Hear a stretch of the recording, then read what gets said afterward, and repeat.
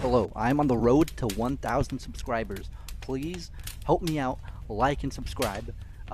Yeah, moving on. I forgot to mention, use hashtag Otakus Paradise on Twitter or Instagram and ask some questions, and I'll answer what I can. Also, you could donate on the Streamlabs link down below to have priority questions, and if you donate $50 or more, an episode will be dedicated to you, meaning your name will be on screen the whole time. Thank you. Hello and welcome back to Otaku's Paradise. We're here on episode 2, and I apologize, I don't have a guest yet. I did say possibly episode 3. I gave myself some leeway, so I feel like that's good. I also apologize for this episode being late. I'll explain that later in this episode. And I'm definitely going to be talking everywhere, so my bad for that. Anyway, let's kind of get into it a little bit. So let me explain why the episode was late, because it's a really funny story, and I feel like this is podcast worthy, and it's kind of the main reason why I want to talk about it. So essentially, I was locked in my friend's apartment for a good 8 to 9 hours. I know, it's like, huh, what do you mean? Well, this apartment has stairs as soon as you walk in, and there's no windows on the bottom floor, like whatsoever. And I spent the night there, and then when we woke up, it turns out the lock was just messed up. I don't know. We have no idea what happened, but I guess things happen. So essentially, I was just stuck there for around 8 to 9 hours, and it was okay. We had the Nintendo Switch. We played some games and stuff. And speaking of the Nintendo Switch, so I was just kind of like, yeah, whatever. Yeah, but because of that, I couldn't really upload. I probably should have pre-recorded stuff, but even then, I probably wouldn't be able to edit this whole thing in time, because believe me, I do actually edit this. May not seem like it, but like sometimes I'd be like, I walk away for a second, or like I'm breathing kind of loud. I'm like, I'm gonna just cut off my little breaths, and just, it is what it is. But things happen, and there you go. Before I really get into the anime talk, I do just kind of want to gush about games for a second, if you don't mind, because I feel like this is gonna be the easiest thing for me to talk about a little bit. And I made a short 2-day. And if this comes out a little bit later, my bad. And I essentially asked, what are you guys playing? And a lot of people said Final Fantasy 16, which is something I definitely want to get into. But the reason why I have the Switch out is because I recently got Tears of the Kingdom, and essentially I guess this is going to be my gaming gush corner a little bit early. Well, I'm loving Tears of the Kingdom. I really want to play this and beat this before I even get into Final Fantasy 16. I'm very much into it though. I played that demo, the Final Fantasy 16 demo was fantastic. The music seems amazing. In fact, I used some of the music in that short that I was referencing. So it's just, yes. But the thing is, I'm playing Tears of the Kingdom and I am absolutely enjoying it. Nintendo really outdid themselves. Allowing you to kind of build items on the fly is very, very exciting. The voice acting has been top notch so far. I'm very much into the story, and it seems like there's a lot more of it in this one than there was in Breath of the Wild. Basically, everything that everyone is saying about gushing about the game, very much just great job all around. Nintendo outdid themselves. As a company, they are terrible, and I will say this, and I'm not a partner or anything, so I can say this now. But if I ever do, I'm probably still gonna say that. I don't think I'd ever partner with Nintendo, honestly. I'm gonna be real. Now, obviously my content isn't like super like edgy, but it's definitely not family friendly. Every once in a while I will say a curse word, so it's just like whatever, not worth it. But let's talk about anime now. I'm sorry, I know this is like an anime podcast and I didn't even talk about anime, which is blasphemous, but I was talking about a Japanese company, I guess, and Legend of Zelda is a little anime inspired, I think. In fact, there's a lot of games that are, like Guilty Gear and whatnot, Final Fantasy. Anyway, so let me talk about Bleach for a second, because I have been watching that and I can kind of give you like my play-by-play a little bit where I'm at. I could do like shorts or like videos of like where I'm at and just explain like that if you want me to. But I'm gonna tell you that now, since I haven't done one of those yet. So essentially I'm on the 70s. I'm in like towards the 70s on the episodes list. So I'm kind of like with a lot of filler right now, and I know that I could just not watch the filler and skip it, but I kind of want to watch the show as it was airing, if that makes any sense. As it was airing, nobody had the luxury to skip filler episodes, so I figure I might as well watch it like that, like how you guys did, if you guys did watch it while it was airing. I know some of you guys did, because somebody in the comments was talking about how they really enjoy it and they're excited for me to, I guess, watch it for the first time. And I gotta say, I'm very much enjoying it so far. Bankai, everything just really awesome. But after like episode 50, no, it's like 64 or so, that's when the fillers really just kind of popped into play, and a little damning right now. I'm gonna be quite honest. I'm a little bit bored, but I still got like 30 more episodes apparently. But I'll get it done. I'll get it done for sure. It's just like, yikes. But talking about the filler and such, let me just kind of talk about old shonen versus new shonen, because this is an old show. So now I could kind of talk about seasonal structures and how they really work. I can make a full-length video on this if you want and just really explain it in depth fully. But the thing is, it just seems like back in the day, they just released stuff as the mangi. I know it's manga, but I'm gonna say mangi because it sounds cutesy. Was like going on. So essentially, they didn't catch up. They just would do filler, and that's how it really was back in the day. I mean, look at One Piece. It's over 1,000. No, I'm kidding.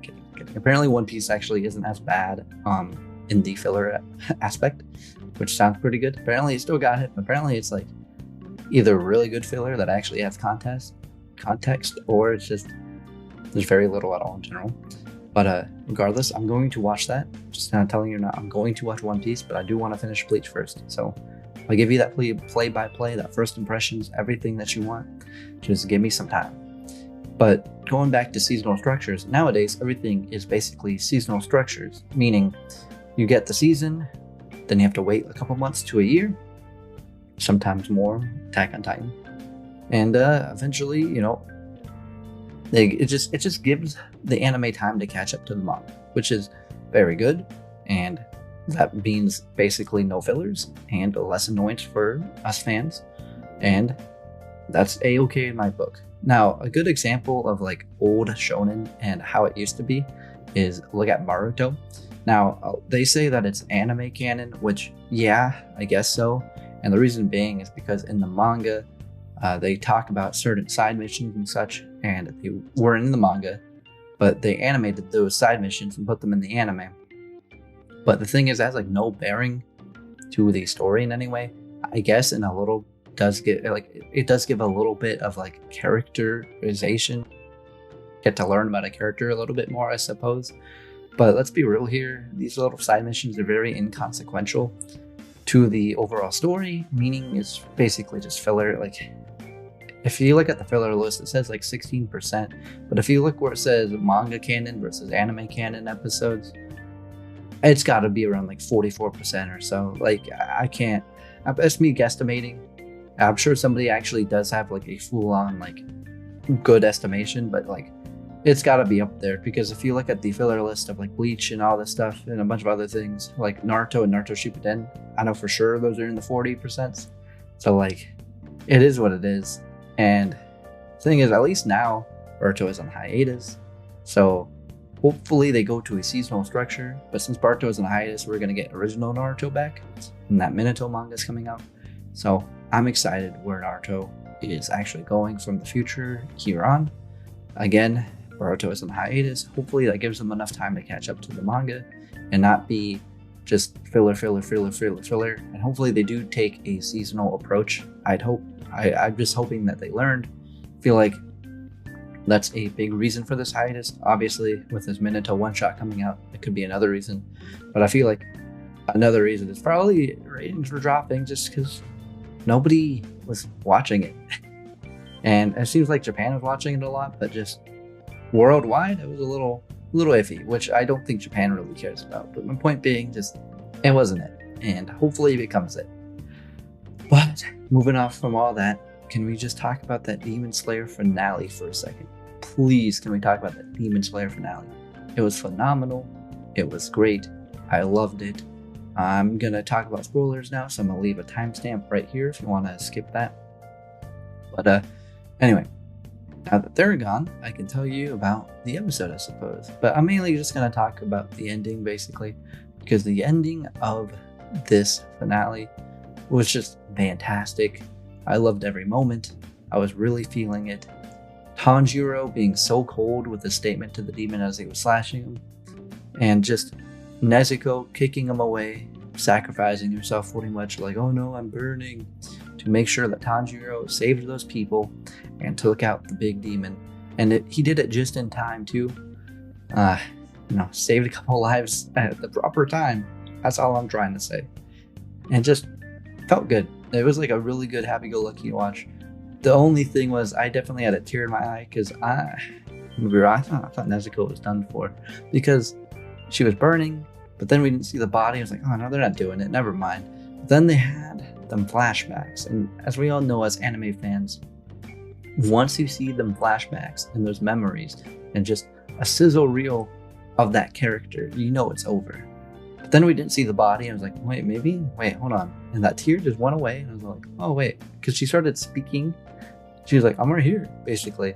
Obviously, she didn't say all that, but she was like, hi.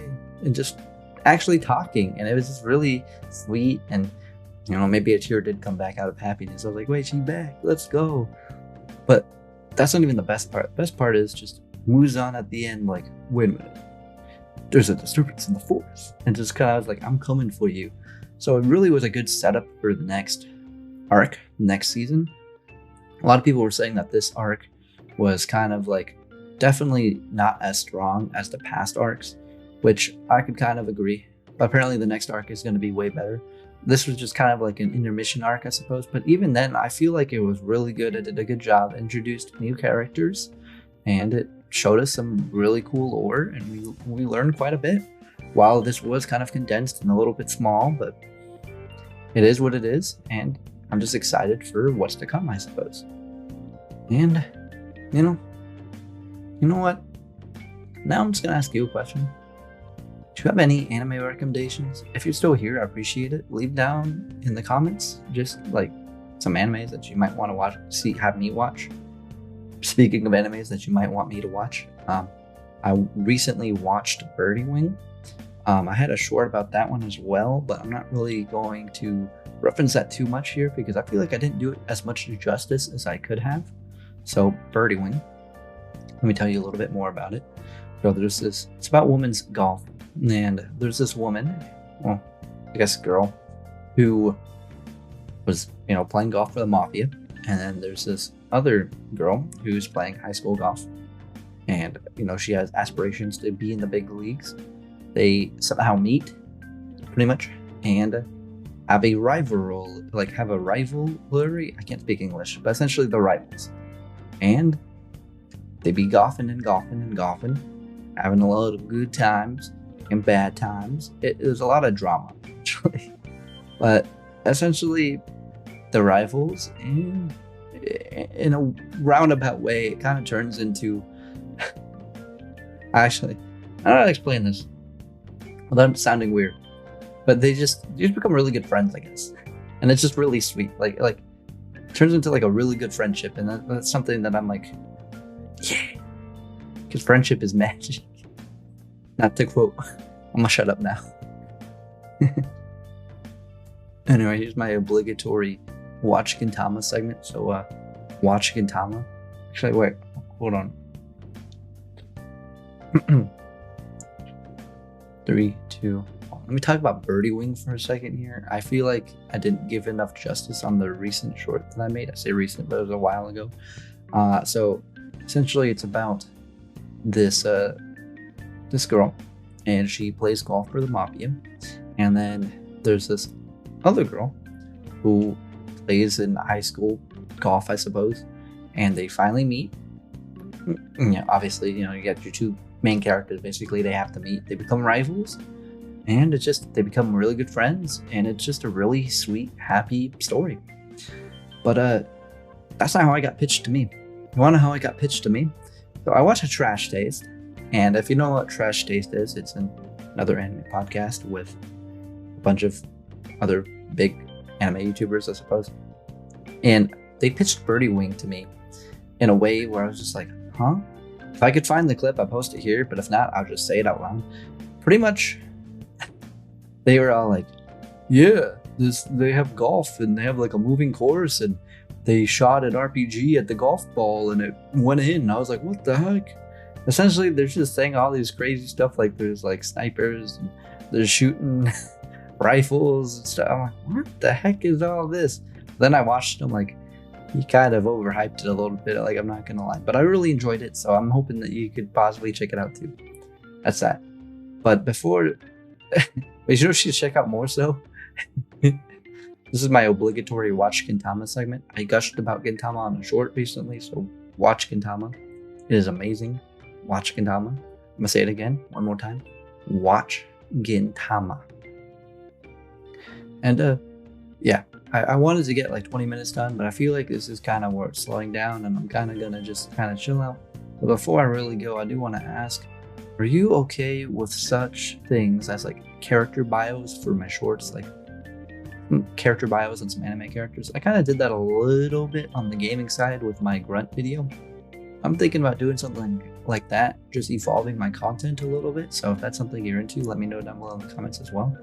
Regardless, I think that's going to be it for episode 2 of Otaku's Paradise. I wish I had more to say and really talk about and get into. It's kind of late right now, first of all. And then second of all, it's just, did something big happen in anime recently? Because I can't think of anything. I might be forgetting something huge, and if I am, whoops. I know Anime Expo is happening right now, actually. So maybe something will get announced. And by the time this is out, it's outdated. But anyway, I'm gonna just say, see ya.